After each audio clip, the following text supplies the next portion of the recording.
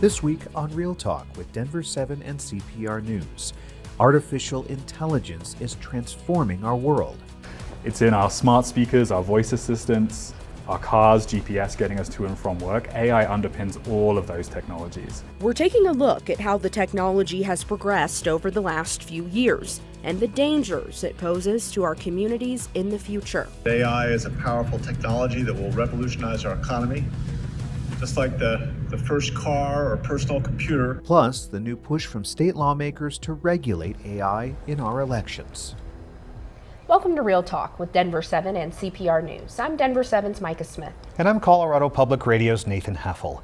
Each week, in a partnership between Denver7 and CPR, we'll have a real talk about issues impacting underrepresented people across Colorado. Today we're talking about artificial intelligence, both the benefits and threats AI can pose to our community. The technology is becoming more prominent in our daily lives. It's used in our phones, cars, or even just when we go online. The introduction and rise of chatbot ChatGPT also made it more accessible. However, there's growing concern since there are no rules or regulations for companies that create AI or for how consumers use it. Colorado Senator John Hickenlooper warned of the threats AI can pose without federal standards during a congressional hearing on the technology last year. We must also confront the fact that AI can be misused by bad actors. AI can be used to make scams, fraud, cyber attacks more harmful, more effective. Companies developing and deploying AI, we believe, have a role to build a safe, secure, and reliable system that over time will earn the trust of the public. We wanted to better understand how AI works and how it became so prominent in our society. So I chatted with Stephen Hutt, who is an expert of the technology and is an assistant professor of computer science at the University of Denver. Stephen Hutt, thank you so much for being with us today. Thank you for having me. So to start, tell me, how does AI work? Yeah, I mean, at its core, artificial intelligence it's about a computer being faced with a decision that it may or may not have encountered before, and making a decision that we would consider intelligent. And what we consider intelligent is pretty broad, but we usually end up using words like rational and optimal to decide what we think intelligence is. And kind of what lives behind that, and often the way that we use AI now, is to think about the concept of learning and the idea of we have an experience, we mine or we understand some kind of cause and effect from that experience, and we remember it. So when I was a kid, I put my hand against a hot iron and it hurt. And no one explicitly said to me, wow, you touched that iron and you got hurt, and that was why that happened. You implicitly learn, I shouldn't do that again. And I remembered that, and I didn't touch a hot iron again, thankfully. But that's kind of what's happening with the computer on a much bigger scale. It is mining experiences from data points or from things that actually happen, learning the sequence of cause and effect, and remembering it so that it can make decisions that we think are intelligent later. I love that explanation because it also sheds light on the strengths and weaknesses of AI. You've been studying AI for years, and now we're seeing this everywhere. Why are we seeing kind of a rise in the use of AI? I think in many ways we're not seeing a rise of a use in AI. We're seeing a rise in how we talk about AI. Oh. AI has been in our cell phones for years. It's lived underneath the cell phone keyboard for almost as long as we've had an iPhone, for example. Elements of AI have been there. What has changed is, over the last few months, years, the term has become a lot more popular. And so we're seeing it a lot more in marketing. It's become a term that means something to consumers beyond, oh, they made an agent that could play Jeopardy or an agent that could play chess. That was what kind of AI used to be. And now it's much more a term that's more accessible. And I think so we're seeing it used a lot more. I don't know that we're necessarily seeing a significant bump in AI. We have seen a huge improvement in tools like ChatGPT, though, which has obviously changed the way that we interact with technology. That's so interesting to me when you mention it's been in our phones for a long time. Can we explore kind of the everyday uses of AI? I know students, ChatGPT, that's become big, but there are other everyday uses that I'm not sure people are aware of. Oh yeah, absolutely. I mentioned the cell phone and the keyboard, right? I bought my phone here in the United States, but I'm from the UK. I typically write in British English. My phone is set to American English, but I've put the U in favorite so many times it's not going to correct me anymore, right? Whereas if you bought the same phone, same day, it will still correct you because you maybe don't do that so often. That reinforcement is always there. It's in our smart speakers, our voice assistants, our cars, GPS getting us to and from work. AI underpins all of those technologies. But as you say, the GPT that is very much the shiny one that we're seeing students using. We're also seeing it in the media that we consume. Really, really prevalently now. I've seen quite a few ChatGPT bylines on articles now, alongside the journalists, and like crediting ChatGPT as a collaborator or co-pilot or Gemini, whatever it might be. So when we start to see the two collaborating, or at least being credited, we start to see the rise in the use of the term AI and bringing it more to the forefront, right? Right, and we see it day to day a lot more than we did 5 years ago. Wow. What can AI be used for that maybe we aren't using it for already or don't realize it can be used for? I think there's a lot of options there. What I really hope is that it can be a way to streamline some of the logistical tasks that we do every day to make room for the tasks that we want to do, the tasks that bring us joy or that allow us creativity. We're seeing tools start to appear now that will help you organize your calendar, for example, based on your deadlines, how long tasks are going to take, order the tasks need to be completed in. That's a great example of a way that we can really harness the power of AI to keep us on task, keep us focused, but also allow like our brain power to be focused on the actual task, not the ordering of the task, not the stressing of, gosh, I've got to do that today. I have a question for you here. It's only the beginning of this technology, right? Yeah. What do we hope this expands to? I mean, you touched on it there with kind of doing tasks that could free us up to do more important tasks. Yeah. Anything else you see this expanding further? My personal view, and this is 100% biased by my research and the fact that I live in this space, but I really hope that AI can be a force for equity. It can help us tackle the resource constraints that we're seeing across the country. Teachers don't have enough time. Can AI help support the teachers in the classroom? Teachers do an invaluable task, but can AI help streamline them, help them achieve the goals that they're trying to achieve in really resource-constrained school districts? And it's the same with resource-constrained medical institutions. Can we get to a point where we have a more equitable society because we're tackling that resource constraint with technology? That's my hope. So while there's discussions about maybe inequity in AI, your hope is that there can be equity and in turn use this tool to create equity in society. Exactly. That's my real hope. We have to acknowledge that there is inequity, and how do we, with this technology, and it's a big challenge of the technology right now, is how do we acknowledge that there is inequity without propagating that inequity? And that's something that I know a number of researchers are working on, including myself. All right, Stephen Hutt with the University of Denver, thank you so much for joining us for this Real Talk. Thank you so much for having me. We are just getting started with this Real Talk about artificial intelligence. Coming up, how AI poses potential threats to our elections this year and how lawmakers in Colorado are working to try to regulate it. Stay with us. This is Real Talk with Denver7 and CPR News. Welcome back to Real Talk with Denver7 and CPR News. I'm Denver7's Micah Smith. And I'm Colorado Public Radio's Nathan Heffel. Today we're having a real talk about artificial intelligence. There are growing concerns among lawmakers about the lack of regulation for how AI is used.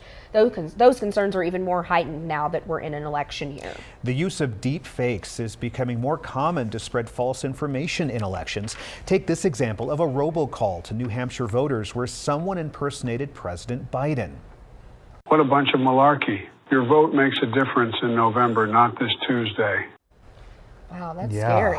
Well, in this AI-generated call, the voice told Democrats they shouldn't vote in the primary election. New Hampshire's Attorney General said a Texas telemarketing company was behind that call and was being investigated for illegal voter suppression. Here in Colorado, lawmakers are considering a bill to combat the use of deepfakes like that one that is produced using AI in communication about potential candidates. So we spoke to Representative Brianna Titone, who is a sponsor of this bill, about how this legislation would help. Representative, thanks so much for being here on Real Talk. I want to talk a little bit about where we are now with this bill. Give us kind of the elevator pitch about where we are, where you still have to go, and why it's so important. Well, thanks for having me on. This bill just came out of the House, and it'll be going over to the Senate. So we went through our committee, we went to the floor debate, we had a third reading. It's going to repeat that process again in the Senate with another committee hearing. So that's where we are, and it's a pretty nuanced issue. It's pretty wonky in some ways. So we are trying our best to thread a needle on a very important issue pertaining to our elections, and also not violate the First Amendment, which is a tricky thing to do. It's a tricky thing to do, but you have to balance that with the safety of our elections, right? And the fact that earlier in the show we heard a robocall of President Biden. That sounds like him. It has his same mannerisms, but it isn't him. It is completely made up. And how that could creep itself into our elections here in Colorado is frankly terrifying. And so is this bill going to help solve that? How do you put teeth on legislation that will stop it? This is a really tricky issue, because you have candidates who may want to portray their candidate in a way that is flattering and put them into a situation where they were maybe winning an award they didn't get or something like that. Maybe it's not exactly true, but a candidate may want to do that. Now, a candidate may also want to portray their opponent in a way that is negative and in a compromising situation, or saying something that they didn't say or may never have ever uttered those words. These are things that campaigns can do. These are things that a lot of the independent expenditure organizations, these are commonly called dark money, right, pots of money that will buy ads on behalf of candidates unbeknownst to them. These kinds of ads, even with the paid for buy, the consumer, the voter, needs to know that this stuff is not true. But it's the content that we're really concerned about, and giving people the opportunity to know whether it's completely fabricated or was actually the person saying it. So I like to make the example that, back in the old days when we had VHS tapes. Not too long ago for me, but yes. Somebody who wanted to get somebody to say something, they would have to trick them into saying it, or they would have to compel them by force a lot of times, or by threat, and say, we have your family say this on tape, and then we'll let them go. Right. They don't even need to do any of that. You don't have to have any force applied to anybody to make them say whatever you want. And that's the really scary aspect of what's possible with these deepfake technology. So consumers really need to be aware more than anything that the real ads are still going to have that disclosure. They're still going to have that label on it, and you'll know where that ad comes from, and you'll know if it's real or if it has been fabricated by artificial intelligence. Yeah, it is educating the public, it sounds like, but also just the fact that you as a representative are acknowledging that this is a thing that could happen, and that lawmakers are saying we are going to start a way to protect the public from this type of thing. Is this just the first step for you? Are there other things you're going to be looking for as you move into 2025, 2026, et cetera, to say this is what I want to stand on about deep fakes and AI and the elections and the safety of our elections? It's a big question. We are getting into an area of the First Amendment that, and I'm not an attorney in this area, but from what I've talked to a lot of people, this is not an area that's been tested in the courts. So this technology hasn't been around. There hasn't been a lawsuit challenging something on this area at all. We know very well that libel cannot be really used against a candidate. We know that there are a lot of court cases that describe what's your First Amendment right and what's not, what's compelled speech and what's not. But this is kind of this weird area that we haven't gone into yet. So our strategy for this bill is to do what we know is going to be within the law. We know that, putting a disclosure on this is going to give us some level of protection without having to raise a challenge with the First Amendment. So that's why we're doing this. It's the safest way we can do something to eliminate a good portion of what might come. On top of this bill, it's important for people to know that what you may see this election cycle, what you may hear this election cycle may not be true. And you should double check and triple check this information before you fill in any bubble on your ballot or cast any ballot in any other way that you choose, but make sure that the information you're consuming is accurate and truthful, because there's going to be a lot of disinformation and just outright non-truths. And we need to be really careful about what we consume and be media savvy in this election cycle. Representative, thanks for being here. Thank you very much. There's more to come on this Real Talk about artificial intelligence. Coming up, AI and art. We're talking to an attorney about how the technology has complicated copyright issues and how she's working to protect artists from it. Welcome back to Real Talk with Denver7 and CPR News. I'm Colorado Public Radio's Nathan Heffel. And I'm Denver7's Micah Smith. This week, we're having a real talk about artificial intelligence. Well, AI poses potential threats. There are a lot of people, like artists, starting to embrace AI to help improve their processes. But the rise of AI in art is also raising questions about the legality of it all. There's a lot of controversy around AI artwork, especially in Colorado. So last year, the State Fair's digital art competition changed its rules after an AI-generated piece won first place, and that actually was in 2022. Now, artists are required to declare if they used AI software to create their pieces. That means judges will have this information available to them and use their own discretion to judge the artwork. Last summer, we spoke with Jason Allen, the artist at the center of that 2022 controversy, about the change. I don't think that we need to make a distinction between whether or not we're creating anything with a paintbrush or a Photoshop or a car or AI. Last year, the U.S. Copyright Office decided that Allen's contest-winning piece cannot be copyrighted. That means he can't get legal protections to stop others from recreating and using the image for their own purposes. So here to talk more about the issues of AI in art and how artists can protect themselves from them is attorney Morgan English, who is also an artist herself. Thank you for being here today, Morgan. Yes, thank you guys for both having me here. I love talking about this topic. Really, in my day job, I work in criminal defense, so anytime that I could talk about AI and art together is a good day. Now, before the competition issue, I didn't realize that art and AI intersected. Can you talk a little bit more in general, every day, how art and AI intersect? Yeah, I mean, this is seemingly a new topic or a new intersection, but in reality, I mean, Ada Lovelace, back when she was thinking about the computer, was talking about how machines could someday create art. Generative AI is really new, but there has been a lot of predictive AI that's happened since 2014. So when we're talking about generative AI, we're talking about something that is more creative or autonomous from having an actual person create these images, sounds, music, journalism, etc. Well, that's where you could just type in a few words, make a teddy bear on Pluto wearing a hat, and it comes out.